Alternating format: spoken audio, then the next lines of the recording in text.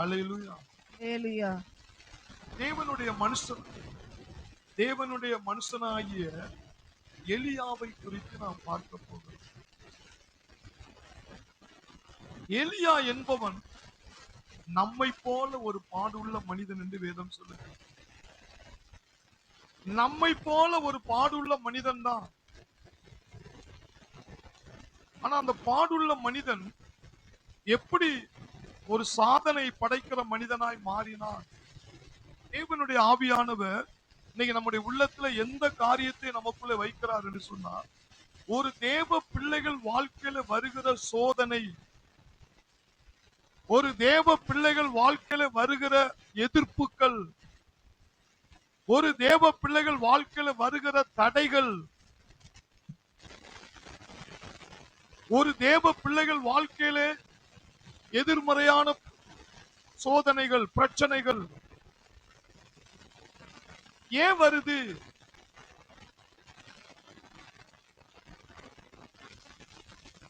இன்னைக்கு ஆண்டவர் உள்ளத்துல என்ன வைக்கிறாருன்னா, அந்த எதிர்மறையான எதிர்ப்புகள், போராட்டங்கள், பிரச்சனைகள், அதுதான் உங்களுடைய வாழ்க்கையில ஒரு ஆசீர்வாதமாய் மாறப்போகிறது. கை தட்டும். ஆசீர்வாதமாய் மாறப்போகிறது. உங்களுடைய வாழ்க்கையில வருகிற ஒவ்வொரு சோதனையுமே பாவத்தினால் வருகிற சோதனை இல்ல, விசுவாசத்தினால் பரீட்சையினால் வருகிற சோதனை தான் உங்கள் ஆசீர்வாதத்திற்கு ஒரு வாய்ப்பாக, உங்களுக்கு தேவன் அற்புதம் செய்கிற ஒரு வாய்க்காலாக, தேவன் உங்களுக்கு அதிசயத்தை செய்யக்கூடிய ஒரு வாய்க்காலாக அமைகிறது. இது தெரிஞ்சா ஒவ்வொரு தேவனுடைய பிள்ளைகளும் அந்த சோதனை நேரத்தில் சோர்ந்து போக மாட்டார்கள். இன்னைக்கு ஆண்டவரத்துல கேள்வி கேட்கிறோம், ஆண்டவரே எனக்கு ஏன் இந்த சோதனை, ஆண்டவரே எனக்கு ஏன் இந்த பிரச்சனை? ஏன்னா அவர்கள் வேதத்தை நீங்கள் அறிவீர்களானால், வேதத்தின் மேல் நீங்கள் பிரியமா இருப்பீர்களானால்,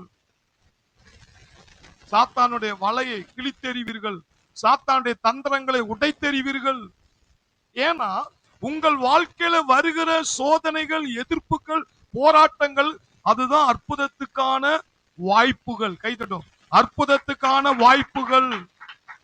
ஹல்லேலூயா. அன்னைக்கு எலியா என்ற ஒரு தீர்க்கதரிசிக்கு ஆகாப் ராஜா ஒரு வில்லனா இருந்தான். இஸ்ரவேலின் ராஜாவா ஆகாப் ராஜா ஒரு பெரிய ஒரு போராட்டத்தின் காரணா இருந்தான். 1 ராஜாக்கள் புஸ்தகம் 17ஆம் அதிகாரம், 1 ராஜாக்கள் புஸ்தகம் 17ஆம் அதிகாரம் முதல் வசனத்தை வாசியுங்கள். கிளையாத்தின் குடிகளில் திஸ்பெனாகிய எலியா ஆகாபை நோக்கி என் வாக்கின்படியே அன்றி இந்த வருஷங்களிலே பனியும் மழையும் பெய்யாதிருக்கும் என்று, இந்த வருஷங்களில் பனியும் மழையும் பெய்யாதிருக்கும் என்று இஸ்ரவேலின் தேவனாகிய கர்த்தருக்கு முன்பாக நிற்கிற நான், இஸ்ரவேலின் தேவனாகிய கர்த்தருக்கு முன்பாக நிற்கிற நான் அவருடைய ஜீவனை கொண்டு சொல்லுகிறேன், அவருடைய ஜீவனை கொண்டு சொல்லுகிறேன். ஹல்லேலூயா. ஒரு தேவ மனுஷன் யாரை மீட் பண்றான்? ஆகாப். இவன் யாரு? தேவனுடைய ராஜ்யத்துக்கு ரோதமாக, தேவனுடைய திட்டத்துக்கு ரோதமாக, இஸ்ரவேல் ஜனங்களுக்கு ரோதமாக எழும்பக்கூடிய ஒரு ராஜா. இவன் பிரீல தான் விக்கிர ஆராதனைகள். அதுக்கு முந்தின வசனத்துல பாத்தீங்கன்னா இருக்கும், 16ல 32, 33 எல்லாம் வாசித்தீங்கன்னா அப்படி இருக்கும். தான் சமாரியாவிலே கட்டின பாகாலின் கோவிலில் பாகாலுக்கு பலிபீடத்தை எடுப்பித்தான். ஆகாப் ஒரு விக்கிர தோப்பையும் அடுத்து சொல்றாங்க, ஆகாப் ஒரு விக்கிர தோப்பையும் வைத்து இஸ்ரவேலின் தேவனாகிய கர்த்தருக்கு கோபம் உண்டாக்கும்படிக்கு, இஸ்ரவேலின் தேவனாகிய கர்த்தருக்கு கோபம், ஆண்டவருக்கு எதுல அதிக கோபம் வரும் தெரியுமா? இதுதான் விக்கிர ஆராதனை. இதுலதான் ஆண்டவர் ரொம்ப கோபப்படுவார்.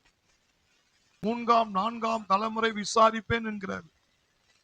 அந்த விக்கிர தேவனுடைய ராஜ்யத்துக்கு, தேவனுடைய திட்டத்துக்கு தேவ பிள்ளைகள் ஆசீர்வதிக்கப்படக்கூடாது என்பதற்காக என்ன செய்யறான்? பாகாலுக்கு கோவில்களையும் விக்கிரங்களை தோப்புகளையும் உண்டாக்குறான். வாசிங்க. அத கோபம் உண்டாக்கும்படிக்கு தனக்கு முன்னிருந்த இஸ்ரவேலின் ராஜாக்கள் எல்லாம் அவங்களுக்கு முன்னாடி செய்ததை பார்க்கிலும் அதிகமாய் செய்து வந்தான். அதுக்கு முன்னாடி இருக்கிற ராஜாக்கள் கொஞ்சம் கொஞ்சம் விக்கிர ஆராதனை பண்ணாங்க. ஆனா இவன் என்ன செஞ்சுட்டான்? அதிகமாய் செய்து அதிகமா வந்தான். செய்ய ஆரம்பிச்சான்.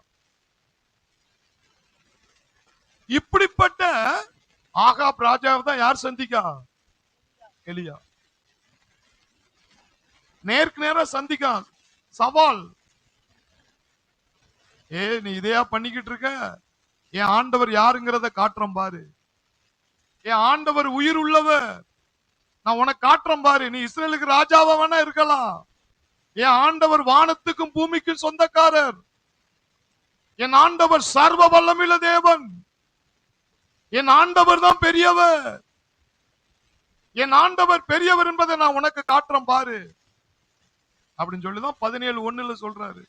கிளையாத்தின் குடிகளிலே திஸ்பேனாகிய எலியா ஆகாபை நோக்கி நீ வாக்கின்படியே அன்றி என் வாயிலிருந்து வர்ற வார்த்தையினுடைய பவரை பாரு. இந்த வருஷங்களிலே பனியும் மழையும் மழை பெய்யாதியா, மழையே பெய்யாது என்று இஸ்ரவேலின் தேவனாகிய கர்த்தருக்கு முன்பாக நிற்கிற நான் அவருடைய ஜீவனை கொண்டு சொல்லுகிறேன் என்றார். அல்லேலூயா. நீ கோயில் அதை இதையும் உருவாக்கி அதுல வல்லமை காட்டு, அந்த வல்லமையோட பெரிய வல்லமை இப்ப பார் அப்படின்னு சொல்லி. அப்ப என்னது? ஒரு சோதனையை நேருக்கு நேரா சந்திக்கும் பொழுது, ஒரு பிரச்சனையை நேருக்கு நேரா சந்திக்கும் பொழுது, அதுதான் தேவனுடைய அற்புதத்தை வெளியே கொண்டு வரக்கூடிய ஒரு வாய்ப்பு. கை தட்டும், வாய்ப்பு. அல்லேலூயா. நிறைய பேர் நினைக்காங்கன்னா, எனக்கு ஏன் இந்த சோதனை வந்துச்சு, எனக்கு ஏன் இந்த பிரச்சனை வந்துச்சு, எனக்கு ஏன் இந்த போராட்டம் வந்துச்சு. அதுதான் அற்புதத்துக்கு வாய்ப்பு. அதுதான் உனக்கு அதிசயத்தை, தேவன் உனக்கு அதிசயத்தை வெளியே கொண்டு வர்றதுக்கான வாய்ப்பு. அதுதான் நீ ஒரு எதிர்ப்ப, ஒரு போராட்டத்தை, ஒரு வில்லனை நீ சந்திக்கால் ஒழிய தேவனுடைய ஆசீர்வாதம் உனக்குள்ள வெளிப்படாது. உன் மூலியமா கர்த்தருடைய வல்லமை வெளிப்படாது.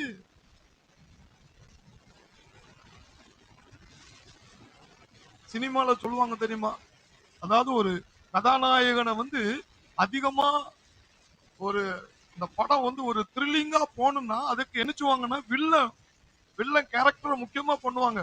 அது வில்லன் அதுக்கு டப்பு கொடுத்தாதான் அந்த படம் என்ன செய்யும், ஓடும்பாங்க. கதாநாயகனை எப்படி இது பண்றாங்களோ அதே மாதிரி வில்லன்கள் கேரக்டருக்கு முக்கியத்துவம் கொடுப்பாங்க. அப்பதான் அது வெற்றிகரமா ஓடுன்ட்டு. அதே மாதிரிதான் ஆவிக்குரிய வாழ்க்கை. நீ எவ்வளவுக்கு எவ்வளவு சோதனை, எதிர்ப்பு, போராட்டத்தின் மத்தியில நீ அதை சந்திக்கிறியோ அதுதான் கர்த்தர் உன் மூலியமா வல்லமை வெளிப்படுத்தக்கூடிய ஒரு வாய்ப்பு, ஒரு திறந்த வாசல், ஒரு மகிமை வெளிப்படுத்தக்கூடிய ஒரு சான்ஸ். இன்னைக்கு நிறைய தேவனுடைய பிள்ளைகள் நல்லா ஜெபம் பண்ணுவாங்க. திடீர்னு ஒரு பிரச்சனை, திடீர்னு ஒரு வியாதி, திடீர்னு ஒரு போராட்டம் வந்த உடனே அப்படியே புஷ்வான மாதிரி போயிடுறாங்க. ஏன்னா அவங்களுக்கு இந்த வேதத்தினுடைய வெளிப்பாடுகள் அவங்களுக்கு தெரியல. அதுதான் அந்த நேரம் தான் கர்த்தர் தம்முடைய வல்லமை அங்க எலியா சொல்றா பாருங்க, தேவனுக்கு முன்பாக நிக்கிற நான் சொல்றேன் மழை இந்த வருஷம் பெய்யாதியா. அது என்ன சாதாரண மனிதன்டே சொல்றான், நாட்டை ஆளுகிற ராஜாட்ட போய் சொல்றான். நாட்டை அவன் என்ன செய்றான், அங்கங்க கோயில்கள் விக்கிரங்களை உண்டாக்கிட்டு இருக்க. இவன் சொல்றான், என் ஆண்டவருடைய வல்லமை பாரியா, மழை பெய்யாதியா.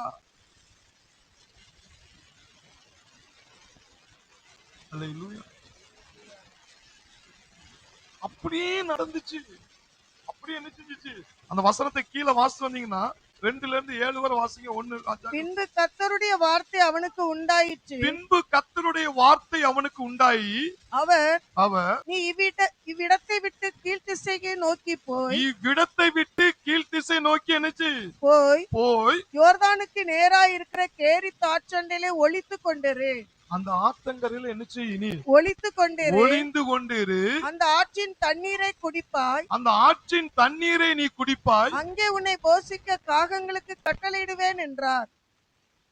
என்ன நடந்தது பாருங்க, காகங்களுக்கு கட்டளையிடுவேன் என்று கர்த்தருடைய வார்த்தை. கர்த்தருடைய வார்த்தையின்படியே யோர்தானுக்கு நேராய் இருக்கிற கேரித் ஆற்றண்டிலே தங்கி இருந்தான். அவன் அந்த ஆற்றங்கரையில ஒளிஞ்சிருந்தான். காகங்கள் அவனுக்கு விடியற் காலத்தில் அப்பமும் இறைச்சியும், விடிய காலத்தில் அப்பமும் இறைச்சியும், சாயங்காலத்தில் அப்பமும் இறைச்சியும் கொண்டு வந்தது. தாகத்திற்கு அந்த ஆற்றின் தண்ணீரை குடித்தான். இறைச்சிங்க. ஆற்றங்கடையில இருக்கிறவனுக்கு யாரும் வந்து கறிக்கடையில போய் கறியை வாங்கிலாம் கொடுக்கல, ரொட்டி கடையில போய் ரொட்டியை வாங்கிலாம் கொடுக்கல. இது எப்படி நடக்கும் பாருங்க. எதுக்காக அங்க ஒளிஞ்சிருக்க சொல்றாரு? இவன் வல்லமை என்ன செஞ்சுட்டான்? வில்லனுக்கு காட்டிட்டான். ஆகாப் ராஜாவுக்கு முன்னாடி மழை பெய்யாதியா பாரியா அப்படின்ட்டு போயிட்டான். அதனால உன்னை என்ன செய்வான்? உன்னை அழிக்க நினைப்பான், உன்னை கொல்றதுக்கு திட்டம் போடுவான். நான் சொல்ற இடத்துல போய் உட்கார்ந்துரு, நான் சொல்ற ஆத்தங்கர ஓரத்துல போய் ஒளிஞ்சிரு, நான் உனக்கு என்ன செய்வேன்? காலையில சாயந்தரம் என்ன கொடுக்கறாரா? அப்பமும் இறைச்சியும். அப்பமும் இறைச்சியும்.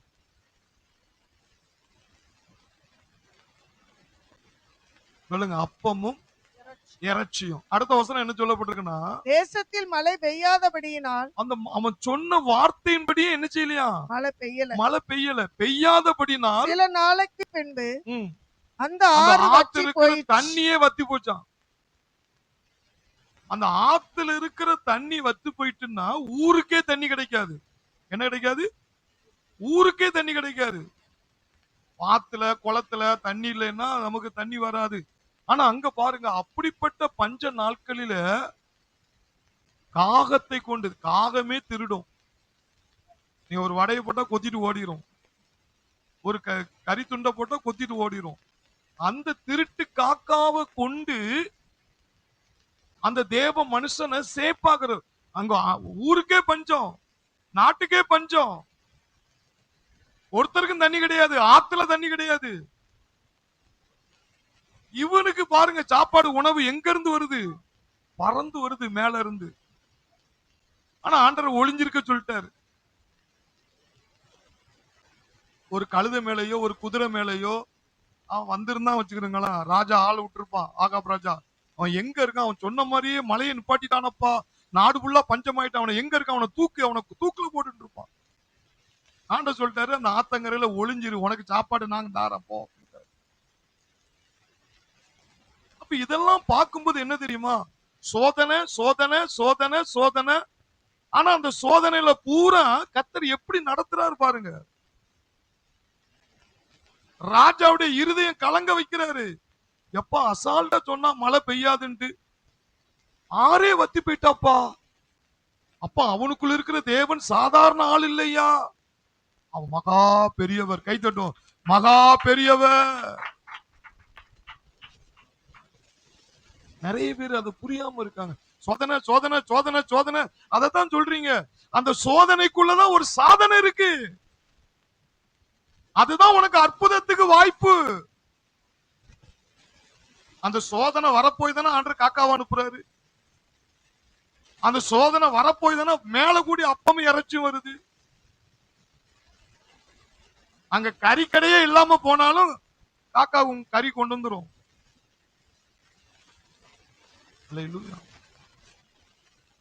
அப்ப என்ன, எதுக்காக அந்த சப்ஜெக்ட் எடுக்கிறேன்னா, ஒரு மனிதனுடைய வாழ்க்கையில சோதனை சோதனை சோதனைன்னு ஊன அழுதுகிட்டு அப்படி ஒரு கிறிஸ்தவ வாழ்க்கை வாழாதீங்க.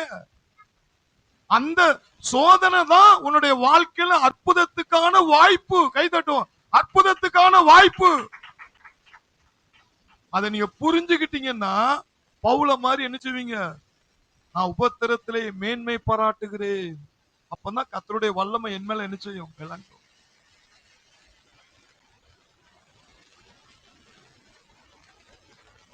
2 கொரிந்தியர் 12ஆம் அதிகாரத்துல பாத்தீங்கன்னா இருக்கும்.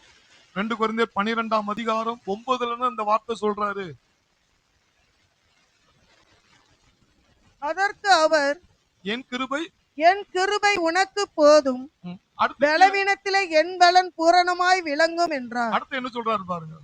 ஆகையால் கிறிஸ்துவின் வல்லமை என்மேல் தங்கும்படி கிறிஸ்துவுடைய அந்த அற்புத வல்லமை, சூப்பர் நேச்சுரல் பவர் எனக்குள்ளே விளங்கும்படிக்கு என் பலவீனங்களை குறித்து நான் மிகவும் சந்தோஷமாய் மேன்மை பாராட்டுவேன். எல்லாரும் பலவீனங்களை குறித்து அழதான் செய்வாங்க. ஆனா அவன் பலவீனங்களை குறித்து சந்தோஷப்படுறான். சந்தோஷப்படுகிறேன் அந்தபடி நான் பலவீனமாய் இருக்கும் போதே பலமுள்ளவனாய் இருக்கிறேன். ஆகையால் கிறிஸ்துவின் நிமித்தம் எனக்கு வரும் பலவீனங்களிலும் நிந்தைகளிலும் நெருக்கங்களிலும் துன்பங்களிலும் இடுக்கண்களிலும் நான் பிரியப்படுகிறேன். நீங்க பிரியப்படுவீங்களா? இத படிக்கிறவங்க என்ன யோசிப்பாங்க, பவுல் என்னடா முட்டாள்தனமா பிரச்சனையில ஒரு விரும்புறாராம். பிரச்சனையை ஏன் ஒருத்தன் விரும்ப மாட்டான். பிரச்சனை இல்லாம வாழன்னு தான் நினைப்பான். ஆனா பவுல் சொல்றாரு, நான் பிரச்சனையை விரும்புறேன். ஏன்னா அப்பந்தான் தேவனுடைய வல்லமை என் மூலியம் என்ன செய்யும், வெளிப்படும். அப்பதான் கர்த்தர் யாருங்கிறத காட்டுவாரு. எலியாவுக்கு காட்டினாரு. நாட்டுக்கே பஞ்சமானாலும் தேவ பிள்ளைகளை ஆண்டவர் பட்டி போட விட மாட்டாருங்க. கை தட்டும். பட்டி போட விட மாட்டார். ஹல்லேலூயா. எலியாவை போஷித்த கர்த்தர் பழைய உடன்படிக்கையும் காலத்திலேயும் ஆண்டவர் போஷிச்சிருக்கிறாராம். ஆடு மாடு பறவைகள் ஒரு கல்லை கட்டி பலிப்பிடம் கட்டி கர்த்தரை தொழுது கொண்ட அவங்களுக்கே காக்காவை அனுப்பி இறைச்சி அப்பத்தையும் கொண்டு எங்கடு கூடிதான் கொண்டு வந்து பறந்து அது எந்த கடையில போய் தூக்கிட்டு வந்துச்சோ தெரியல. தேவ மனுஷனை போஷிக்கிறாரு. புது உடன்படிக்கை இயேசு கிறிஸ்துவின் ரத்தத்தினால் கழுவப்பட்ட பிள்ளைகளை இந்த பூமியில ஆண்டவர் பரதேசியா விட்டுருவாரா? உன்னை வெட்கப்படுத்திடுவாரா? அப்ப உனக்கு என்ன விசுவாசம் வேணும்? சோதனை வருதா, ஒரு சாதனை வரப்போகுது.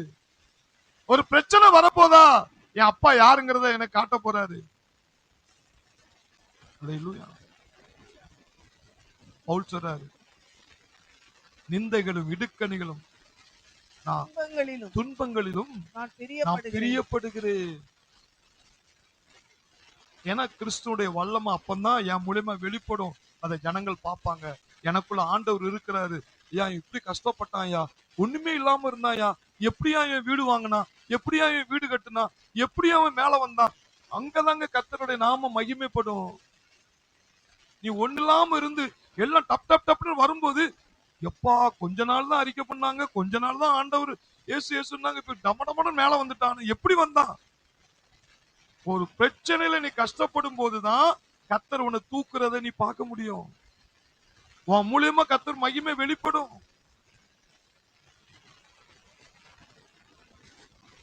அல்லேலூயா. அடுத்து எலியா அந்த ஒரு வசனத்திலே தான் அன்னைக்கு 1 ராஜாக்கள் 17ஆம் அதிகாரத்துல 8ல இருந்து 16 வரை ஒரு அடுத்து எங்க போச்சு சொல்றாரு, ஆத்தங்கரையில ஒளிஞ்சிருக்க சொன்னாரு. இறைச்சி அப்பமும் நம்ம கிறிஸ்துமஸுக்கு நியூ இயருக்கு ஸ்பெஷலா சாப்பிடுவோம். ஆனா எலியாவுக்கு பஞ்சகால முடிவு வரை கொண்டு வந்து கொடுத்துட்டாரு பாருங்க. அடுத்து சொல்றாரு பாருங்க. அடுத்தும் பாருங்க, அந்த சோதனையில தான் அந்த சாதனை இருக்குங்கிறத ப்ரூவ் பண்றாரு. அடுத்து விதவை வீட்டுக்கு போச்சு, ஒரு பணக்காரன் வீட்டுக்கு போக சொல்லல. அடுத்து கர்த்தருடைய வார்த்தை உண்டாகி அவனுக்கு உண்டாயிற்று. அவர் நீ எழுந்து சீதோனுக்கு அடுத்த சாரிபாத் ஊருக்கு போய் அங்கே தங்கியிரு. உன்னை பராமரிக்கும்படி, உன்னை போஷிக்க, உன்னை பராமரிக்க அங்கே இருக்கும் ஒரு விதவைக்கு கட்டளையிட்டேன் என்றார். பாருங்க, ஒரு விதவைக்கு கட்டளையிட்டார். ஒரு பெரிய பிசினஸ் பண்ற வீட்டுக்கு அனுப்பல, ஒரு பெரிய தொழிலதிபர் வீட்டுக்கு அனுப்பல, ஒரு விதவை வீட்டுக்கு ஆண்டவர் போக சொல்றாரு. எலியா ஒரு தீர்க்க தரிசனால அவனுக்கு தெரிஞ்சு போச்சு, ஆண்டவர் அனுப்புனான்னா எங்கிட்டு கூடினாலும் அற்புதம் என்ன செய்யும், நடக்கும். இவன் போயிட்டான். ஆண்டவர் சொன்ன வார்த்தையை நம்பி எலியா போயிட்டார். என்ன நடக்கும் பாருங்க. அப்படியே அவன் எழுந்து சாரிபாத்துக்கு போனான். அந்த பட்டணத்தின் ஒளிமுக வாசலுக்கு அவன் வந்தபோது அங்கே ஒரு விதவை விறகு பொறுக்கி கொண்டிருந்தாள். அவளுடைய பொழப்பே என்ன பாருங்க, விறகு பொறுக்கிட்டு இருந்தாள். அவன் அவளை பார்த்து கூப்பிட்டு நான் குடிக்கிறதற்கு கொஞ்சம் தண்ணீர் ஒரு பாத்திரத்தில் எனக்கு கொண்டு வா என்றான். குடிக்கிறதுக்கு பாத்திரத்துல என்ன கொண்டு வா? தண்ணி கொண்டு வா.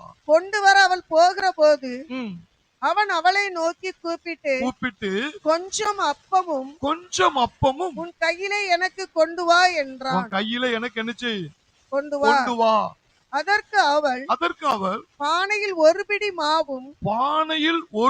மாவும் களையத்தில் கொஞ்சம் எண்ணெயுமே அல்லாமல் வேறு ஒன்றும் என்னிடத்தில் ஒரு அடையும் இல்லை என்று உம்முடைய தேவனாகிய கர்த்தருடைய ஜீவனை கொண்டு சொல்லுகிறேன். இதோ நானும் என் குமாரனும் சாப்பிட்டு, அந்த கடைசி நேரம் சாப்பிடுறதுக்கு தான் இருக்கான். நானும் என் குமாரனும் சாப்பிட்டு செத்து போக அதை எனக்கும் அவனுக்கும் ஆயத்தப்படுத்துகிறதற்கு 2 விறகு பொறுக்குகிறேன் என்றாள். இப்படி ஒரு நிலைமை நமக்கு யாருக்கா இருக்கா? இப்படி யாருக்கா இருக்கா? பாருங்க, அப்படிப்பட்ட விதவைய ஆண்டவர் எப்படி போஷிக்கிறார் பாருங்க. நம்முடைய ஆண்டவர் எவ்வளவு அதிசயமானவர். ஐயோ எனக்கு வேலை போச்சு, ஐயோ எனக்கு சம்பளம் போச்சு, ஐயோ எனக்கு நெருக்கடி, எனக்கு தேவைகள். இதுதான் சான்ஸுங்க. இதுதான் உங்களுக்கு சான்ஸ். கர்த்தர் உங்களுக்கு ஒரு மகிமையை காட்ட போறாரு. கர்த்தர் உங்களுக்கு அற்புதத்தை காட்ட போறாரு. இதுதான் வாய்ப்பு. தேவன் உங்களுக்கு அற்புதம் செய்யறதுக்கு இதுதான் வாய்ப்பு. அங்க பாருங்க, ஒரு விறகு புறக்கி அதை வச்சுதான் கொஞ்சம் மாவு தான் இருக்கான் வீட்டுல. அது கடைசியா தாயும் பிள்ளையும் சாப்பிட்டுட்டு சாவக்கூடிய நிலைமையில தான் இருக்காங்களாம். அந்த வாய்ப்பை தான் தேவன் அற்புதமா அவளுக்கு ஒரு வாய்ப்பு, சந்தர்ப்பத்தை கொடுக்கிற. இதுதான்டா சான்ஸ். நீ ஆசீர்வதிக்கப்படுறதுக்கு இதுதான் சான்ஸ். கர்த்தர் உனக்கு மகிமையை காட்டுவதற்கு இதுதான் சான்ஸ். உடனே எலியா என்ன சொல்றாரு? அதற்கு அப்பொழுது எலியா அவளை பார்த்து, பயப்படாதே, நீ போய் முதலாவது வார்த்தையின்படி ஆயத்தப்படுத்து, என் வார்த்தையின்படி ஆயத்தப்படுத்து. ஆனாலும் முதலில் அதிலே எனக்கு ஒரு சிறிய அடையை பண்ணி முதல்ல எனக்கு கொண்டு வந்துரு, என்னிடத்தில் கொண்டு வா, பின்பு உனக்கும் உன் குமாரனுக்கும் பண்ணலாம். அவ அது கடைசி அதை வச்சுதான் அவளும் அவ பிள்ளையும் சாப்பிட வேண்டி இருக்கு. அத போய் ஊழியக்காரனுக்கு அந்த இடத்துல என்னன்னா தேவனுக்கு முதலிடம் கொடுக்கணும் அப்படிங்கறதுனாலதான் அந்த காரியத்தை கொண்டு வர்றாரு. தேவனுடைய அற்புதத்தை வல்லமை நீ ருசிக்கணும்னா உன்னுடைய வாழ்க்கையில முதல் பகுதி யாருக்கு? தேவனுக்கு.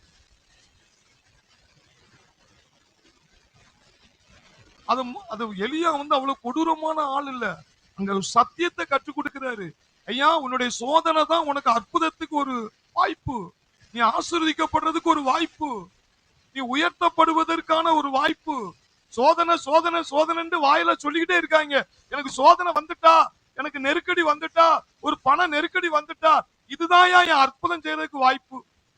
இப்ப எனக்கெல்லாம் பண பிரச்சனை வந்துச்சு வச்சிருக்கேன். அப்பந்தான் பிலிப்பியர் 4:19 10 தடவை சொல்லுவேன். வரலையா 20 தடவை சொல்லுவேன். இன்னும் 30 தடவை சொல்லுவேன். ஏன்னா தேவனுடைய வார்த்தை 100க்கு 100 உண்மை. 100க்கு 100 உண்மை. என் தேவன் தம்முடைய ஐஸ்வர்யத்தின்படி என் குறைகள் எல்லாம் கிறிஸ்து இயேசு மகிமைக்கு நினைச்சுவாரு. பரலோகத்தை திறக்கிற சாவிங்க அது. அப்போ ஒரு நெருக்கடி வரும்போதுதான் நீ டீப்பா உள்ள போற. தேவனுக்கு முதலிடத்தை நீ கொடுக்கிற, வார்த்தைக்கு முதலிடத்தை கொடுக்கிற. அவ சாகக்கூடிய நிலைமையில இருந்தாலும் தேவ மனுஷன் சொன்ன வார்த்தை அப்படியே கீழ்ப்படிஞ்சிட்டான். என்ன நடக்கும் பாருங்க. கர்த்தர் தேசத்தின் மேல் மலையை கட்டளையிடும் நாள் மட்டும், கர்த்தர் தேசத்திலே மலையை கட்டளையிடும் நாள் மட்டும் பானையில் மாவு செலவழிந்து போவதில்லை, கலசத்தில் எண்ணெய் குறைந்து போவதில்லை என்று இஸ்ரவேலின் தேவனாகிய கர்த்தர் சொல்லுகிறார் என்றான். அதே மாதிரி நடந்துச்சா? அவள் போய் எலியாவின் சொற்படியை செய்தாள். அவளும் இவனும் அவள் வீட்டாரும் அநேக நாள் சாப்பிட்டார்கள். நம்ம எல்லாம் பிரசங்கத்தை கேட்கறதோட சரி. பிரசங்கம் சூப்பரா இருக்கு, நல்லா இருக்கு. ஆராதனை கூடி முடிஞ்ச உடனே அந்த நேரம் சொல்லுவாங்க. அதன்படி செய்யறது கிடையாது. ஆனா அந்த விதவை செஞ்சா, அது தேவனுடைய வார்த்தையா, அது தேவ வாக்கியா, ஒரு தேவ மனுஷன் தேவன் பேசுறாரியா. எனக்கு என்ன நிலைமை இருந்தாலும் பரவாயில்ல, முதல் பகுதி அவனுக்கு கொடுக்க சொல்லி தேவ மனுஷனுக்கு சொல்லிட்டாரியா அப்படின்னு அவன் கீழ்ப்படிஞ்சா எடுக்க அற்புதம். அப்ப இது எதுக்காக சொல்றான்னா, ஒரு சோதனை தாங்க உன்னுடைய வாழ்க்கையில அற்புதத்துக்கான வாய்ப்பு. கை தட்டும். சோதனை தான் அற்புதத்துக்கான வாய்ப்பு. அதை நழுவ விட்டுறாத. சோதனை என்று போர்வை மூடி மடங்கி படுத்துறாத. அதுதான் உனக்கு அற்புதத்துக்கான வாசல். அல்லேலூயா. தேவன் செஞ்ச எப்படி வேணாலும் செய்வாரு. நீங்க யோசிச்சு பாத்தீங்கன்னா, எப்படிரா எடுக்க எடுக்க மாவு வந்துச்சு, மாயஜாலம் மாதிரியே வருது, என்ன குறையவே இல்லை, எப்படி குறையாம இருக்கு? அந்த பஞ்சம் தீரும் வர ஆண்டவர் அங்க அங்க மழை இல்லாதனால ஊருக்கே பஞ்சம். ஆனா விதவிக்கு பஞ்சம் இல்ல, ஊழியக்காரனுக்கு பஞ்சம் இல்ல. ஏன்னா தீர்க்கதரிசி கண்டுபிடிச்சிட்டான், சோதனை தான் சாதனைக்கு வாய்ப்பு. இதை நம்ம சரியா பயன்படுத்திக்கிறோம். என் அப்பா கிரியை செய்யற நேரமே இதுதான், என் அப்பா வேலை செய்யற நேரமே என்னது இதுதான். நம்ம நினைச்சோம் சோதனை முடங்கி படுத்துருவோம், ஓன்னு ஒப்பாரி வைப்போம், மடங்கி படுத்துருவோம். ஆனா அவன் பாருங்க, அதுதான் ஏன் அற்புதத்தின் நேரம். தேவன் நம்முடைய மகிமை காட்டக்கூடிய நேரம் அது. வரிப்பணம் செலுத்துறதுக்கு காசு இல்லாதனால சீசர்கள் மண்டையை பிச்சுக்கிட்டு இருக்க நேரத்தில் இயேசு சொன்னார், கடலுக்கு போ, ஒரு தூண்டிய போடு, அது முதலாவது அகப்படுற மீனை புடி, அந்த மீனை பிடிச்சு அதை வெட்டி பாரு, அதுல வெள்ளி காசு இருக்கும், உனக்காகவும் எனக்காகவும் போய் கொடு அப்படின்ட்டார். இவங்க அப்படியே கீழ்ப்படிஞ்சுதான் பாருங்க. இப்ப என்ன, தேவன் சொன்னார்னா எப்படி வேணாலும் செய்வாரு. கடல்ல கோடி கோடி கோடி கோடி மில்லியன் கணக்குல உள்ள மீன்கள் இருக்கு, அதுல அவன் தூண்டில படுற மீன்ல போய் வெள்ளி காசு இருக்குன்னா அது எவ்வளவு, தேவன் சொல்ற வார்த்தைக்கு அவ்வளவு வல்லமை இருக்கு. இன்னைக்கு ஆண்டவர் உன்கிட்ட பேசுறாரா, நீ எந்த நிலைமையில இருந்தாலும் சரி, எலியா விதவை போல கடைசி எண்டுல இருக்கியா? நாளை தினத்தை குறித்து கூட நீ கவலையோடு கூட இருக்கியா? எதிர்காலத்தை கூட வாழ்க்கை குறித்து பயந்து கொண்டு இருக்கியா? அதுதாங்க என் தேவன் உங்கள் வாழ்க்கையில ஒரு அற்புதத்தை செய்கிற ஒரு சந்தர்ப்பம், ஒரு வாய்க்கால், ஒரு ஒரு திறந்த வாசல். நீங்க ஆசீர்வதிக்கப்படுறதுக்கு இதுதான் சான்ஸ். கை தட்டும், இதுதான் சான்ஸ். ஹல்லேலூயா. இத பார்த்து நீங்க அப்செட் ஆக வேண்டாம், சந்தோஷப்படுங்க, டான்ஸ் பண்ணுங்க, மகிழ்ச்சியா இருங்க. ஏன்னா உன்னை அற்புதம் செய்யறதுக்கு கர்த்தர் ஒரு சான்ஸ் உனக்கு கொடுக்க போறார். ஹல்லேலூயா. ஒரு விதவை ஆண்டவர் அப்படி போஷித்தார். அதுக்கு கீழே பாருங்க, மூணாவது ஒரு காரியத்தை, 1 ராஜாக்கள் 17ல இருந்து 24. அவளுக்கு ஒரு புள்ள இருந்துச்சு, அந்த புள்ள நிலைமையை பாருங்க. புள்ள செத்து போச்சு. இவைகள் நடந்த பின்பு வீட்டுக்காரியாகி அந்த ஸ்திரீயின் மகன் வியாதியிலே விழுந்தான். அவன் சுவாசம் போகும் மட்டும் அவனுடைய வியாதி அதிகரித்துக் கொண்டே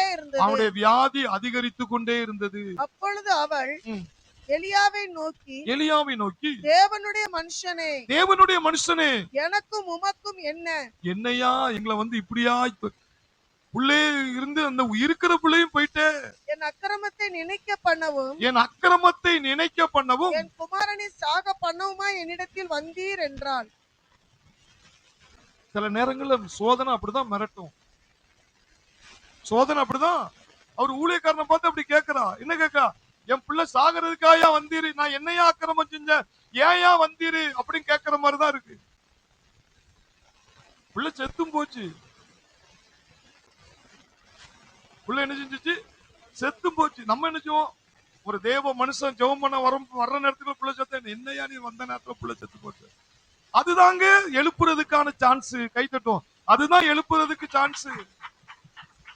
சில நேரங்களில் யதார்த்தனமா ஒரு சோதனை வரும், அதுதான் யதார்த்தனமா அற்புதம் நடக்க போகுது. நம்ம அந்த சோதனை கண்டு மிரண்டு போயிருவோம்.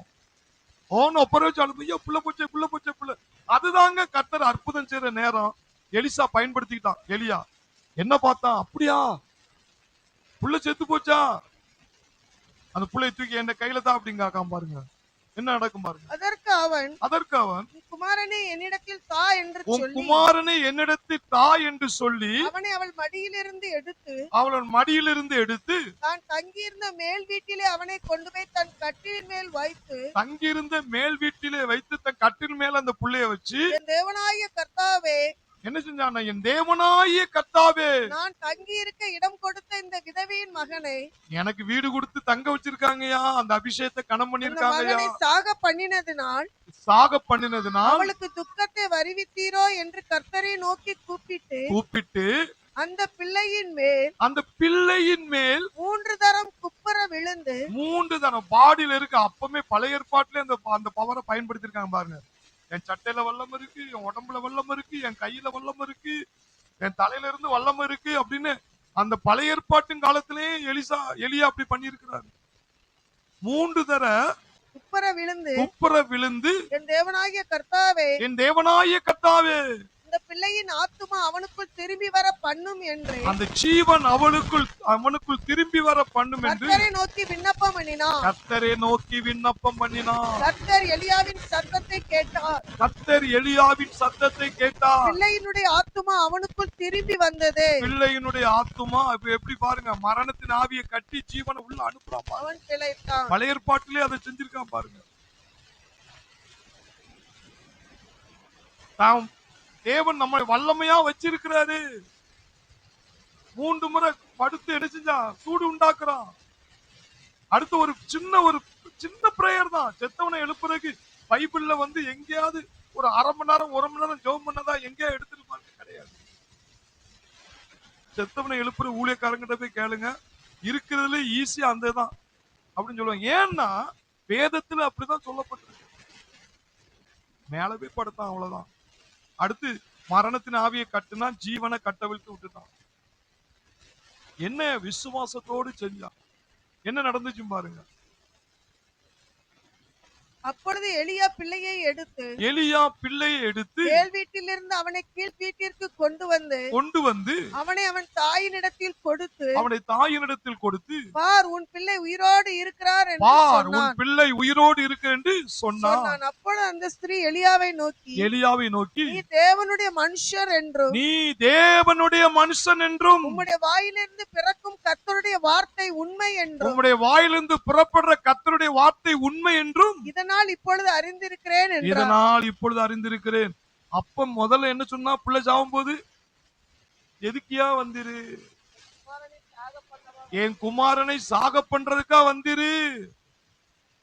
அதே வாய்ப்பை எப்படி பேசுது பாருங்க. நீ தேவனுடைய மனுஷன், உம்முடைய வாயிலிருந்து பிறப்பது கர்த்தருடைய வார்த்தை உண்மை. அல்லேலூயா, அல்லேலூயா. இப்படிப்பட்ட பாடுகள்ல நீங்க கடந்து போறீங்களா? இப்படிப்பட்ட சோதனை எல்லாம் நீங்க சந்திக்கீங்களா? உங்களை தான் ஆண்டவர் பயன்படுத்த போறாரு. கை தட்டும். உங்களை தான் ஆண்டவர் பயன்படுத்த போறாரு. இந்த சோதனை தாங்க ஒரு சாதனைக்கான வாய்ப்பு. இந்த சோதனை தான் சாதனைக்கான வாய்ப்பு. ஒரு செத்தவனை உயிரோட எழுப்புறது கூட அங்க என்ன, எலியா அந்த சோதனையை சந்திக்கிறான். என்னையா வந்திரு, என் பிள்ளைய சாகடிக்கிறதுக்கா வந்திரு, எனக்கு வேதனையை கொடுக்கையா வந்திரு. ஆனா எலியா பயன்படுத்திட்டான். என்னது? அப்படியா, அப்போ கர்த்தர் மகிமைப்பட போறாரு, புத்தி கேட்டாத அற்புதம் நடக்க போகுது. ஐயா, எல்லாரும் மிரளக்கூடிய அளவுக்கு ஒரு தோல்வியை பிசாசு செய்யறான்னா, எல்லாரும் ஆச்சரியப்படுற அளவுக்கு ஒரு மகிமை கர்த்தர் காட்ட போறாரு. துக்க வீட கழிப்பி விடா என்ன போறாரு, மாற்ற போறாரு.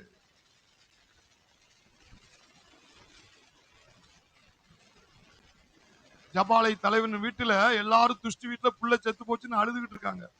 ஆனா இயேசு என்ன சொல்றாரு, துஷ்டி வீட்டுல போய். அப்ப என்னன்னா, அந்த அங்க செத்தவனை எழுப்புன உடனே அந்த துக்க வீட என்ன ஆயிட்டாரு, களிப்பான வீடு. சாப்பிட்டா அந்த வீட துக்க வீட ஆக்கணும், ஆனா கர்த்தர் அதை களிப்பான வீடா மாத்திட்டாரு. அப்ப இயேசுவே அந்த சத்தியத்தை பயன்படுத்துறாரு. பிரச்சனை அவர் ஜெபம் பண்ணக்கு எப்படின்னா, அவ வியாதியா இருக்கிறான் என்று சொல்லி இயேசுவை ஜெபம் பண்ண வர சொல்லியிருக்காங்க. வர்ற வழியில என்ன நடந்துட்டு, பெரும்பாலான ஸ்திரியை மீட் பண்ணிட்டார். உடம்பெல்லாம் ஊரல். அந்த கேஸ இடையில பாதியில இயேசு சந்திச்சனால ஜபாலை தலைவன் வீட்டுக்கு வர்றதுக்குள்ள அந்த புள்ள செத்து போச்சு. அப்ப ஜபாலை அங்க எல்லாம் என்ன நினைப்பாங்க, இந்த ஊழியக்காரர் இயேசு முன்னக்கூடியே வந்திருக்கலாம் ஐயா, முன்னக்கூடியே வந்தா உயிர் போறதுக்கு முன்னாடியா ஜெபம் பண்ணி எழுப்பியிருக்கலாம். அங்க போய் லேட்டா வந்திருக்கிறாரு, புள்ள செத்து. அவர் லேட்டா எதுக்கு வந்தாருன்னா, பெரும்பாலான ஸ்திரியை சந்திச்சாரு.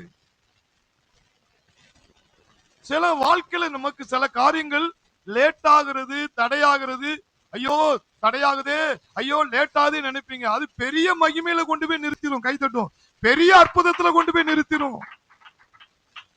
என் ஆண்டவர் லேட்டா கொடுத்தான்னா அது பெஸ்டா உனக்கு கொடுப்பாரு. அல்லேலூயா. அதை நீங்க ஒரு என்ன செய்யணும்னா, அப்ப இந்த சோதனை வருதா, ஒரு சாதனை நடக்க போகுது. அற்புதத்துக்கான வழியே அதுதான். நம்ம நினைப்போம் அவ்வளவுதான், நம்ம லைஃப் அவ்வளவுதான், நமக்கு இனிமே அவ்வளவுதான் தலையெழுத்து. அப்படி இல்ல. அந்த சோதனையை சந்திக்கிறியா, அங்கதான் தேவன் அற்புதத்தை காட்ட போறார். அல்லேலூயா. அப்ப அந்த சோதனை தான் தேவன் தம்முடைய வல்லமையே ஆசீர்வாதத்தை உனக்கு காட்டுறதுக்கான ஒரு வாய்ப்புங்கிறத ஒருத்த கண்டுபிடிச்சிட்டான்னா, அந்த சோதனை நேரத்துலதான் விசுவாசத்தை பயன்படுத்துவான். அந்த சோதனை நேரத்துலதான் கட்டளை கொடுப்பான். அந்த சோதனை நேரத்துலதான் மிகாவேலுக்கு இருக்கிற தூதனுக்கு எல்லாம் கட்டளை கொடுப்பான். ஏன்னா இதுதான் சான்ஸ். இந்த சான்ஸ் நம்ம கோட்டை விட்டுற கூடாது. சாத்தான் எதை செய்யறானோ அதை கர்த்தர் மாத்தி செய்வாரு. அல்லேலூயா. நீங்க பவுல் அப்போஸ்தலனுடைய மினிஸ்ட்ரியிலே பாத்தீங்கன்னா, அப்போஸ்தலர் 28 3-6 வரை வாசிங்க. அப்போஸ்தலர் 28 மெலித்தா என்ற தீவுக்கு பவுல் அப்போஸ்தலன் வரும்போது என்ன, பவுல் சில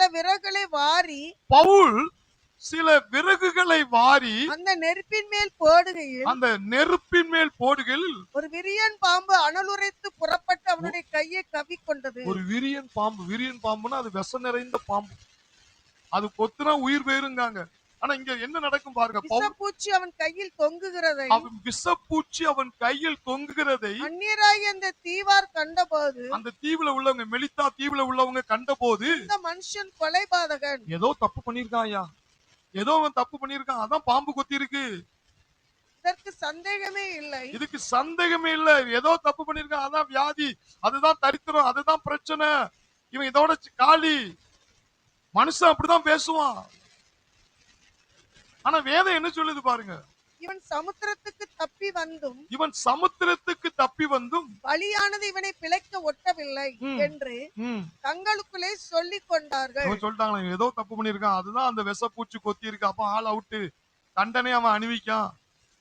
அவன் அந்த பூச்சியை பவுல் அப்போஸ்தலன் பாருங்க, அந்த பூச்சி அசால்ட்டா கீழே உதறி போட்டு, அப்படியே சட்டையை உதறி போடுற மாதிரி அந்த விஷ பூச்சை என்னச்சு, அந்த பாம்பை எடுத்து ஒரு தீங்கும்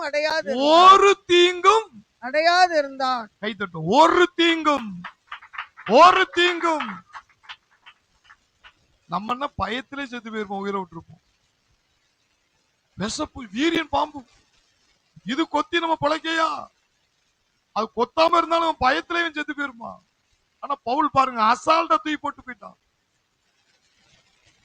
இந்த சோதனை ஏன் பவுலுக்கு வந்துச்சு அப்படின்னு அவங்க என்ன சொல்றாங்க, ஏதோ அவன் தப்பு பண்ணிருக்கான், அதனால அவன் தண்டனை அனுபவிச்சுட்டான். ஆனா கீழே என்ன நடக்கும் பாருங்க. அவனுக்கு வீக்கம் கண்டு அல்லது அவன் சடிதியாய் விழுந்து சாவான் என்று அவர்கள் பார்த்து கொண்டிருந்தார்கள். சுத்தி இருக்கிறவங்க நினைச்சிட்டாங்க இந்த பாம்பு கொத்துனா வீங்கும், செத்து போவான், அவ்வளவுதான், இவன் தப்பு பண்ணனால செத்து போனான்னு சொல்லி எல்லாரும் எதிர்பார்த்துக்கிட்டு இருக்காங்க. ஒரு சேதமும் அவனுக்கு வராததை கண்டபோது வேறு சிந்தையாகி தேவன் என்று சொல்லிக் கொண்டார்கள். தேவன் வேத வாக்கியங்களை ஏற்றுக்கொண்டவர்கள்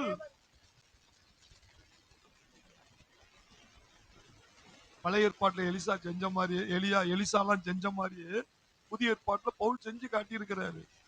அசால்ட். அப்ப என்னன்னா ஐயோ அங்க அழுததே கிடையாது. அசால்ட்டை எடுத்து போட்டு தீல போட்டுட்டு போயிட்டே இருக்கான். ஏன்னா அந்த வெளிப்பாடு பவுலுக்கு இருந்துச்சு, எலியாவுக்கு இருந்த மாதிரியே பவுலுக்கு இருந்துச்சு. இதுதான்டா சான்ஸ், இந்த மக்கள் மத்தியில தேவன் என் கூட இருக்கிறாரு, நான் யாரு அப்படிங்கறத பார்க்கணுங்கிறதுக்கு இதுதான்டா சான்ஸ் அப்படின்னு ஒரு பவுலுடைய எண்ணம் இருந்தனால கர்த்தர் அந்த சான்ஸ் ஆகிட்டார். கை தட்டுவோம். அற்புதமாகிட்டாரு. இன்னைக்கு ஆண்டவர் உங்களை பார்த்து சொல்றாரு, பிசாசு என்ன வியாதியில போட்டான், பிசாசு என்ன வறுமையில போட்டான், போடட்டுமேயா. இதுதான்யா கர்த்தர் உன்னை தூக்கி சாட்சியா நிறுத்துற ஒரு சான்ஸ். இதுதான்யா ஆண்டவர் உன்னை உயர்த்துகிற ஒரு சான்ஸ். எப்படி போசிப்பாரு? எங்களுடைய மேல இருந்து பொட்டணமா வரும். ஏன் எலியாவுக்கு வரலையா? காக்கா கொண்டு வர்றதுக்கு வாய்ப்பே கிடையாது. அதை கொண்டே ஆண்டவர் போட வச்சார்ல, உனக்கு ஆண்டவர் செய்ய மாட்டாரா? விசுவாசிக்கிறவனுக்கு எல்லாம் கூடும். கைதடும். விசுவாசிக்கிறவனுக்கு. நீ விசுவாசித்தாலே தேவ மகிமை காண்பாயே. நீ விசுவாசித்தாலே தேவ மகிமை காண்பாயே. பலப்படுத்தும் கிறிஸ்துவாலே பெரிய காரியம் செய்வாரே. ஓ, பலப்படுத்தும் கிறிஸ்துவாலே பெரிய காரியம் செய்வாரே. ஓ, கூடாதது ஒன்றுமில்லையே, கூடாதது கூடாதது ஒன்றுமில்லையே, உம்மால் கூடாதது ஒன்றுமில்லையே. என் தேவனால் கூடாதது கூடாதது ஒன்றுமில்லையே. என் தேவனால் கூடாதது கூடாதது ஒன்றுமில்லையே. இது எதுக்காக அந்த செய்தி வரும்னா, இனி சோதனை கண்டு நீ தலையை தொங்கவே போடக்கூடாது. அந்த நேரம் தான் கர்த்தர் நீ உனக்குள்ள யார் வாழ்றா, உன்னை கொண்டு என்ன செய்யறாரு, உன்னை எப்படி பயன்படுத்த போறாருங்கிற ஒரு வாய்ப்பு, ஒரு அற்புதத்துக்கான ஒரு சான்ஸ் அப்படின்னு நினைச்சீங்கன்னா அந்த சோதனை கண்டு நீங்க மிரளவே மாட்டீங்க. ஆனா ஒரு கல்யாண சம்பவத்தை நீங்க பார்த்திருப்பீங்க, யோவான் 2ஆம் அதிகாரத்துல. அங்க கல்யாண வீட்டுல திராட்சரசம் என்ன செஞ்சுச்சு? குறைபட்டுட்டு. ஒரு கல்யாண வீட்டுல வர்றவங்களுக்கு சாப்பாடு இல்லைன்னா என்ன ஆகும்? அந்த கல்யாணத்தை நடத்துறவங்க ஆடிடுவாங்க. ஏன்னா சாப்பாடு இல்லைன்னா அவ்வளவு பேரும் முறுமுறுத்துருவான். அந்த இடத்துல திராட்சரசம் குறைஞ்சு போச்சு. அது ஒரு சோதனையான நேரம், அது ஒரு சோதனையான நேரம். ஆனா இயேசு என்ன பாக்குறாரு? அந்த சோதனை தாண்டா சாதனையான நேரம். கச்சாடியில வச்சிருந்த தண்ணீர் நிரப்புங்க. அது கை கழுவுறதுக்கு வச்சிருந்த தண்ணி. சாப்பிடும் போது கையை கழுவுறதுக்கான அற்பமா எண்ணப்பட்ட அந்த தண்ணி தான் சுவைமிக்க திராட்சரசமா என்ன செஞ்சிச்சு? மாறிச்சு.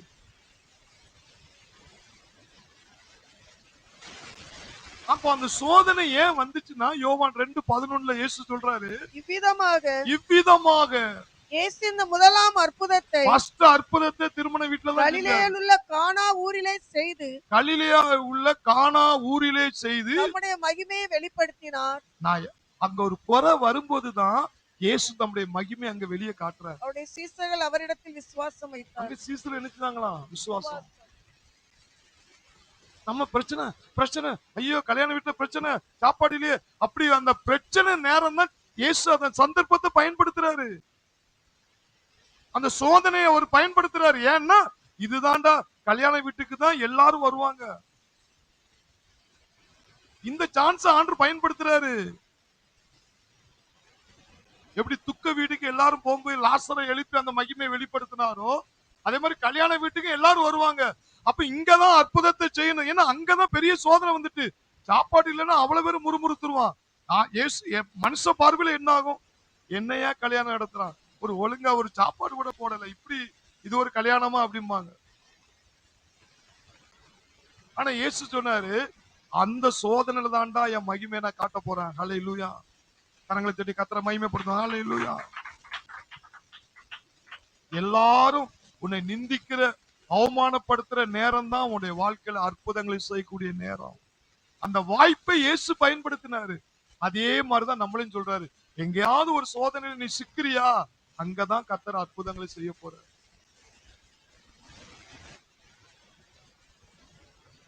யோவான் 6ஆம் அதிகாரத்துல பிலிப்பிடத்துல ஆண்டவர் சொல்றாரு, வனாந்தரத்துல 5000 பேரை பந்தில உட்கார சொல்லிட்டாரு. அது வனாந்தரம். வனாந்தரத்துல ரொட்டி கடை கிடையாது, மண்ணெண்ணெய் கிடையாது, விறகு கிடையாது, தீப்பெட்டி கிடையாது. அந்த இடத்துல இயேசு சொல்றாரு 5000 பேரை பந்தி இருக்க சொல்றாரு. பிலிப்புங்கிற ஊழியக்காரரை சந்தேகிக்கிறார், என்னையா இயேசு சம்பந்தம் இல்லாம சொல்றாரு? 5000 பேருக்கு நான் ரொட்டி, அவ்வளவு பேருக்கு நான் உணவு எங்க போய் ஆயத்தப்படுத்த? இயேசு உட்கார சொல்லிட்டாரு. அங்க ஒரு சிறு பையன் இருந்தான். அவன் என்ன அந்திரேகத்தை கொண்டு வந்து 5 அப்ப 2 இயேசு எடுத்தாரு, ஸ்தோத்திரம் பண்ணாரு. எடுக்க எடுக்க அற்புதம். 5000 பேருக்கும் கொடுத்து மீதியான எத்தனை கூடை சேர்த்தாங்களாம்? 12 கூடைகளை நிரப்பினார்கள். அப்ப பிலிப்பு என்ன செய்யறாங்க? எங்கேயோ 5000 பேரை உட்கார வச்சுட்டாரு, 5000 பேரை உட்கார வச்சுட்டாரு, 5000 பேரை உட்கார வச்சுட்டாரு. சோதனை. அது வனாந்தரமா இருக்கு. ஒரு நகரத்துல இருந்து ஒரு கடையில போய் வாங்கிட்டு வந்துடலாம். காட்டுக்குள்ள போய் எங்க போய் வாங்க? எங்க போய் 5000 பேருக்கு ரொட்டியை சுட? சோதனையான நேரம். ஆனா இயேசு ஆவில என்ன செய்ய? இது அந்த வசனம் மேல பாத்தீங்கன்னா அவர் சோதிக்கும்படி அப்படி செஞ்சாருன்னு இருக்கு. யோவான் 6ஆம் அதிகாரத்துல 3-4 வசனத்தை வாசிட்டு வாங்க. 6ஆம் வசனம் வாசிங்க. நாம் செய்ய போகிறதை அறிந்திருந்தும் நான் செய்ய போகிறதை அறிந்திருந்தும் அவனை சோதிக்கும்படி இப்படி கேட்டார். அவனை சோதிக்கும்படி டெஸ்ட் பண்றார். அல்லேலூயா. அந்த சான்ஸை இயேசு பயன்படுத்திட்டார். வனாந்தரம், வனாந்தரம் அங்கதான் மகிமைப்படும். இல்லைன்னா வேற என்னத்தையாவது எங்க வச்சாவது சுட்டி சுட்டி கொண்டு வந்துட்டாங்கப்பா, அங்க சுட்டாங்க இங்க சுட்டாங்க சொல்ல. வனாந்தரத்துல எங்க சுட? ஒன்னும் சுட முடியாது. இது இயேசுதான் அற்புதம் செஞ்சிருக்கிறாரு. அப்படிதான் செய்ய போறாரு. அவர் உங்களுக்கு காட்டக்கூடிய அற்புதம். செத்து பல நாள் உடனே போய் எழுப்புனா தூங்கினவன அவன் உயிர் போயிருக்காதியா, சும்மா இவங்க எழுப்புனு சொன்னாங்கன்னு சொல்லுவான். நீ குழியில இருக்கிற ஆளை எழுப்புனா ஒரு பய வாய் திறக்க மாட்டான். கை தட்டும். ஒரு பய வாய் திறக்க மாட்டான். ஏன்னா கர்த்தர் அற்புதம் அப்படிதான் செய்ய போறாரு. அவர் பேசுற வார்த்தையெல்லாம் எப்படி தெரியுமா? போஸ்ட் மாடர்ன், சர்டிபிகேட், இதெல்லாம் அந்நிய பாஷையில பேசும்போதெல்லாம் அப்படி அந்த வார்த்தையெல்லாம் வரும். ஆனா நம்ம மூளை அறிவுக்கு நம்ம நம்ப முடியாது. ஆனா ஆண்டவர் சொல்றாரு, அப்படிப்பட்ட சோதனையான நேரம் தான் கர்த்தர் அற்புதங்களை செய்கிற நேரம். கைதட்டும். கர்த்தர் அற்புதங்களை செய்கிற நேரம். புத்தி கேட்டாத காரியங்களை செய்வார், அறிவு கேட்டாத காரியங்களை செய்வார். இது எப்படியா இந்த ஆள் வெளியே வந்துச்சு? இயேசு ஜீவிக்கிறார், என் மீட்பர் உயிரோடு இருக்கிறார், நான் இருக்கிறவராகவே இருக்கிறேன், நான் மரித்தேன் ஆனாலும் சதா காலங்களில் உயிரோடு இருக்கிறேன் என்பது இந்த உலகத்துக்கு காட்ட சோதனை தான் ஒரு தேவ பிள்ளைகளுக்கு அற்புதத்துக்கான வாய்ப்பு என்பதை மறந்து விடாதீர்கள். கரங்களை தட்டி கர்த்தரை மகிமைப்படுத்தும். ஹல்லேலூயா. நாம் கண்களை மூடுவோம். ஹல்லேலூயா. ரியாலா ரபா ஷந்தரலா ரபா கபுரா. ஓ ஷம்பா மாமா ரகா ஷதரலா ரபா. நன்றி பரிசுத்த ஆவியானவர். ஆகாப் ராஜா ஒரு வில்லனை சந்திக்கும் பொழுது எலியா சவால் விடுகிறார். இந்த வருஷத்துல மழை பெய்யாதியா? தேவனுக்கு முன்பாக நிற்கிற நான் சொல்லுகிறதாவது, அவன் வாயின் வார்த்தையின்படியே கர்த்தர் அப்படி செய்து முடித்தார். ஆனாலும் தேசம் ஆறு பற்றி போய்விட்டது, தண்ணி இல்ல, ஊருக்கே பஞ்சம். ஆனாலும் கர்த்தர் தேவ மனுஷனை காகத்தை கொண்டு போஷிக்கிறார். ஊருக்கே தண்ணி இல்லான்னு சொல்லி மகிமை ராஜாவுக்கு காட்டிட்டாடா, உன்னை கொல்ல போறான், நீ ஒளிஞ்சிரு, நான் சொல்ற இடத்துல போய் இரு, நகரத்திலேயாவது என்னத்தையா சாப்பிட்டுக்கிறான், நான் சொல்ற ஆத்தங்கரையிலே ஒளிஞ்சிரு, உன்னை போஷிக்கிறதுக்கு நான் காகத்தை அனுப்புறேன், ரொட்டி இறைச்சி காலையிலும் மாலையிலும். நம்முடைய தேவன் அற்புதமான தேவன்.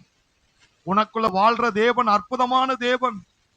நாட்டுக்கே பஞ்சம் வந்தாலும், ஊருக்கே பஞ்சம் வந்தாலும் ஒரு தேவ பிள்ளைகளுக்கு பஞ்சம் வராது. சிங்க குட்டிகள் தாழ்ச்சடைந்து பட்டினியாய் கிடக்கும். கர்த்தரை தேடுகிறவர்களுக்கோ ஒரு நன்மையும் குறைபடாது, ஒரு நன்மையும் குறைபடாது, ஒரு நன்மையும் குறைபடாது. என் தேவன் தம்முடைய ஐஸ்வர்யத்தின்படி உங்கள் குறைகள் எல்லாம் கிறிஸ்து இயேசு மகிமைக்குள் நிறைவாக்குவார். விதவியின் வீட்டுக்கு போய் சொல்லுகிறார். ஒரு பணக்கார வீட்டுக்கு, தொழிலதிபர் வீட்டுக்கு போய் சொல்லல, ஒரு விதவியின் வீட்டுக்கு போய் சொல்லுகிறார். அவள் 2 விறகு புரைக்கி தான் வைத்த கழுவி தானும் பிள்ளையும் வாழக்கூடிய அந்த இடத்துல எலியாவை போய் சொல்றாரு.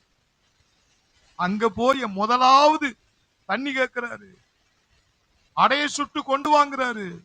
அந்த அடையில என்ன செய்ய, முதல் பகுதி எனக்கு கொண்டு வந்துருங்கிறாரு.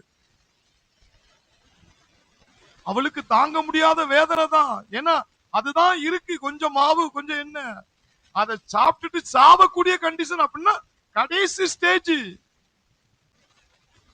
ஆனாலும் பாருங்க, அவ தேவ மனுஷன் வாயில இந்த வார்த்தை உயிருள்ள வார்த்தை என்பதை அவள் கீழ்ப்படிந்து அவள் செய்தாள். மாவு குறையல, மாவு குறையல, பானையில என்ன குறையல, பஞ்சகாலம் முடியும் வரை தேவனுடைய அற்புதம் தொடர்ந்துகிட்டே தான் இருந்துச்சு. கைத்தட்டும், தொடர்ந்துகிட்டே தான் இருந்துச்சு. அவருடைய பிள்ளை வியாதி அபோரத்தினால் பிள்ளை செத்து போச்சு. செத்து போச்சுன்னா முடிஞ்சு போச்சு. ஊழியக்காரன் தங்கக்கூடிய இடத்துல இப்படி ஒரு சோதனையா? எதுக்குயா வந்திரு? என் பிள்ளையை சாகடிக்கையா வந்திரு? என் பிள்ளை இப்படி ஒரு நிலைமை பார்க்கறதுக்கா வந்திரு? ஊழியக்காரன் பயன்படுத்திக்கிட்டா, ஆஹா, ஒரு தேவ மனுஷன் ஆண்டவர் ஒரு இடத்துக்கு அனுப்புறாருன்னா, ஒரு இடத்துல தங்க வச்சிருக்கிறாருன்னா, என் ஊழியக்காரர் எங்க இருக்கிறானோ அங்க நான் இருக்கிறேன்னு சொல்லி இருக்கிறாரு. அப்ப கர்த்தர் இருக்கிறாருன்னா ஏதோ ஒரு விஷயம் இருக்கு. இங்க தங்க வச்சிருக்கிறாருன்னா இங்க ஏதோ ஒரு பிளான் இருக்கு. இங்க ஒரு மரித்த அற்புதம் உயிரடைய போது, மரித்து போன ஆசீர்வாதம் எழும்ப போது.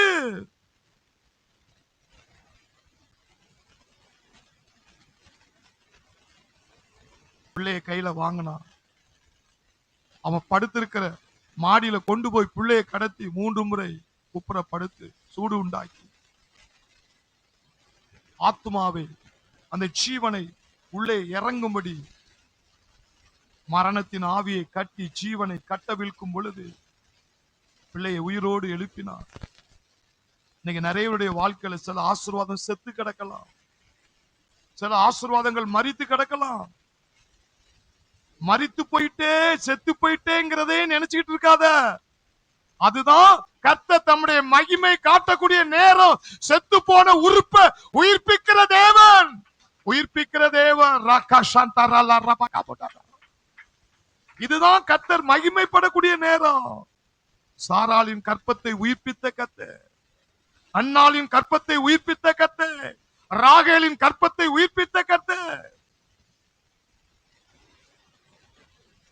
செத்து போன உறுப்புகளை உயிர்ப்பிக்க இதுதான் சான்ஸ் என்று எலியா அதை பயன்படுத்தி கொண்டார். கர்த்தருடைய மகிமை வெளியே கொண்டு வந்தார். பவுல் அப்போஸ்தலன், ஐயா இவனுக்கு இந்த பிரச்சனை வந்துட்டு இவன் என்ன பாவம் செஞ்சானோ தண்டனை அனுபவிக்கிறான் அன்னைக்கு என்று சொல்லலாம். அப்படிதான் சுத்தி இருக்கிறவங்க எல்லாம் எதிர்பார்த்தாங்க. ஆனா பவுல் அசால்ட்டா உதறி போட்டு போயிட்டான். ஏன்னா அங்கதான் தேவர்கள், ஐயா இவன் மனுஷன் கிடையாதுயா, தேவன் ஐயா, இப்படிப்பட்ட ஒரு பாம்பு கொத்தியுமே இவன் எப்படி இருக்கான்னா இவன் மனுஷனே கிடையாது, தேவன்யா. அப்ப ஏன் அந்த சோதனை வரப்போய் தானே அந்த வாயில அந்த வார்த்தை ஆண்டவர் வெளியே வர வைக்கிறாரு. யாருக்கெல்லாம் சோதனை பாதையில கடந்து போறாங்களோ அவங்க எல்லாம் தேவர்களை போல அற்புதம் செய்ய போறாங்க. சொல்லுங்க, தேவர்களை போல அற்புதம் செய்ய போறாங்க.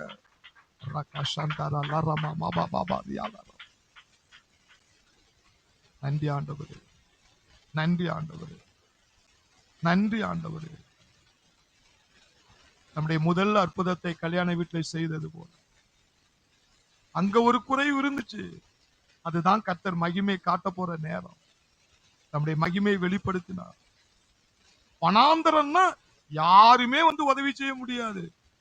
ஓட்டும் என் அப்பா உதவி செய்வாரு. யாருமே உனக்கு உதவி செய்யலாட்டான்னு பரவாயில்ல, கர்த்தர் உனக்கு உதவி செய்வார். ஏன்னா நம்ப முடியாததை நம்புவதுதான் விசுவாசம். விசுவாசம் என்பது நம்பப்படுகிற உறுதி, காணப்படாத நிச்சயம். அது கண்ணுக்கு தெரியாதியா, ஆனா அந்த சோதனை தாயா எனக்கு அற்புதம் செய்யற சாதனையின் வாய்ப்பு என்று சொல்லி நீ விசுவாசித்தா கர்த்தர் தம்முடைய மகிமையை காட்டுவார். கரங்களை தட்டி கர்த்தருக்கு நன்றி சொல்லுவோம். நன்றி, நன்றி, நன்றி. இந்த வார்த்தை கேட்டுக்கொண்டிருக்கிற ஒவ்வொரு பிள்ளைகளுடைய உள்ளத்திலும் ஆண்டவரே இந்த விசுவாசம் தட்டி எழுப்பப்படட்டும். நம்முடைய வார்த்தை ஜீவன் உள்ள வார்த்தை, வல்லமையுள்ள வார்த்தை. இனி சோதனை சோதனை என்று சொல்லி தலையை தொங்க போடக்கூடாதியா. அந்த சோதனை தான் அற்புதத்துக்கான நேரம். அந்த சோதனை தான் கர்த்தர் மகிமைப்படுகிற நேரம் என்பதை ஆண்டவரே உம்முடைய பிள்ளைகளுக்கு நீர் வெளிப்படுத்தினதுக்காக உமக்கு கோடி நன்றி நன்றி நன்றி நன்றி நன்றி நன்றி நன்றி ஆண்டவரே, நன்றி ஆண்டவரே, நன்றி ஆண்டவரே. துதியும் கனமும் மகிமையும் வார்த்தையின் தேவனாய இயேசுவுக்கே நான் மகிமை செலுத்துகிறேன்.